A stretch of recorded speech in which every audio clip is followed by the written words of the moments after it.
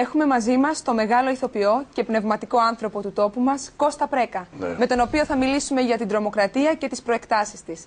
Ξεκινώντας, θα ήθελα να ευχαριστήσω τον κύριο Πρέκα που μας έκανε την τιμή να εμφανιστεί στην εκπομπή μας μετά από σιωπή 78 ωρών. Η ευχαρίστηση, αγαπημένη μου, είναι όλη δικιά μου. Άλλωστε, ο πνευματικός άνθρωπος, ο άνθρωπος του πολιτισμού, έχει χρέος να επικοινωνεί με το λαό του. Έχει χρέος ιερό να δίνει το έναυσμα για σκέψη. Να είναι ο ταπεινός καθοδηγητής που θα δείξει το δρόμο στα πλήθη. Στα πλήθη που έχουν φύγει από τη λύθη και διψούν για γνώση. Στα πλήθη που διψούν για έναν ηγέτη. Η Ελλάδα μας, λατρεμένη μου, δεν μπορεί να περιμένει άλλο.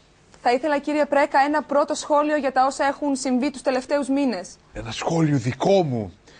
Μα τι σχόλιο να κάνω εγώ, ο ταπεινός? Εγώ, πολύ αγαπημένη μου Πόπη, το μόνο που μπορώ να κάνω είναι να γίνω το όχημα, το κοντέινερ, αν θέλεις, που θα μεταφέρει το λόγο του ποιητή. Του ποιητή που γεμάτος αγωνία αναρωτιέται ποιος, μωρό μου, ποιος σε πήγε για Σεριάννη.